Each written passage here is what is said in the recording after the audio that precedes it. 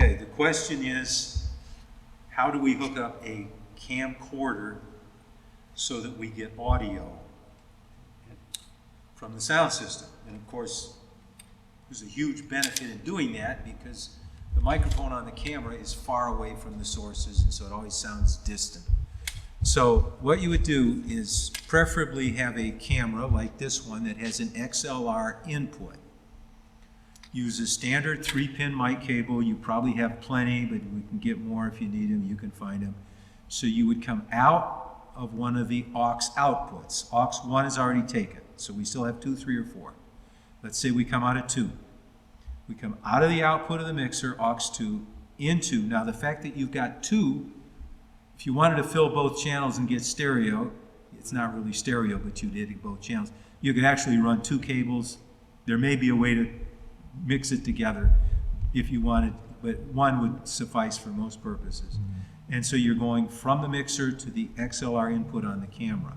Now keep in mind that that's a line level coming out of the camera, and it's a mic level.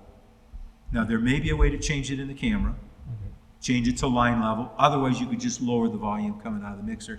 I think we talked about a pad too that you can put in. Yeah. But keep in mind, line level sources operate up around minus 10 decibels. Microphones operate down around minus 50 or 60. So if it's really loud and distorted, you got to drop that somewhere. So once you've done that, you go into your aux 2 tab on your mixer. And let's get back over here for a second. But we highlight the aux tab. It would normally respond, but we're not connected. You highlight the aux tab, and then you go over here where it says aux 2, and then this whole surface, and I already did this if you go back on the video, this whole surface becomes your controls for what's going into the camcorder. You can adjust volume. When you're in the aux 2, there will be an aux 2 master over here, individual mic controls, so you can mix exactly what you want to go into the camcorder without making any changes to what is coming out of the speakers. So that would apply to a camcorder, streaming encoder, even a laptop with the right adapters. You probably have to have a capture card because most computers now don't give you a line level input, but with a capture card, you could convert the aux signal to a USB.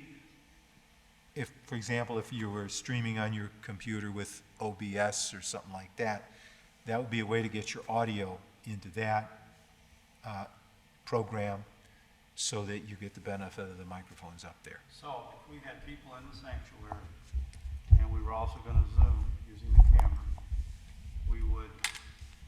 our main would be what's going on in here, and in addition to that, separate from that, we use the aux input into the camera to feed Zoom. Right, and you can adjust the volume and what microphones you want to hear. Now, if you're doing Zoom and you want people to participate from out there, that's a lot more complicated.